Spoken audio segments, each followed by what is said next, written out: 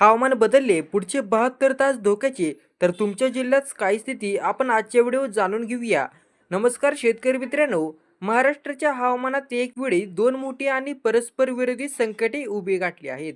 एकीकडे सूर्याचा पारा 45 अंशाच्या पार गेला असतानाच आता हवामान खात्याने पुढच्या 3 दिवसांसाठी महाराष्ट्रातील तब्बल 28 जिल्ह्यांना मोठा इशारा दिला आहे.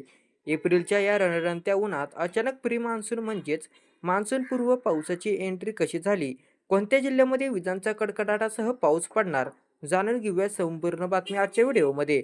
भारतीय हवामान खात्याने दिलेल्या माहितीनुसार आज 20 एप्रिल पासून महाराष्ट्रातील हवामानात वेगाने बदल होणार आहेत. राज्यातील 28 जिल्ह्यांमध्ये पुढच्या 3 दिवसासाठी येलो अलर्ट जारी करण्यात आला. विशेषतः मध्य महाराष्ट्र, मराठवाडा आणि विदर्भातील काही जिल्ह्यांमध्ये वादळी वाऱ्यासह पावसाची शक्यता आपल्याला पाहायला मिळू शकते. विदर्भातील जिल्हे पाहिले तर अकोला, अमरावती, नागपूर, वर्धा आणि चंद्रपूर या भागात तापमानाचा पारा चढलेला असतानाच दुपारनंतर मेघगर्जना होण्याची शक्यता अधिक आहे. मराठवाड्यातील जिल्हे पाहिले तर छत्रपती संभाजीनगर, जालना, बीड आणि लातूर या भागात ढगाळ वातावरण राहून हलका ते मध्यम स्वरूपाचा पावसाचा अंदाज आहे. मध्य महाराष्ट्रातील पुणे, सातारा, सांगली, सोलापूर व कोल्हापूर या जिल्ह्यामध्ये सोसाट्याच्या वाऱ्यासह पाऊस पडू शकतो.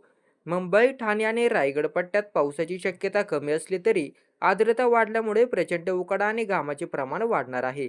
मित्रांनो, पाऊस येत असला तरी उष्णतेने पाठ सोडलेलं नाही.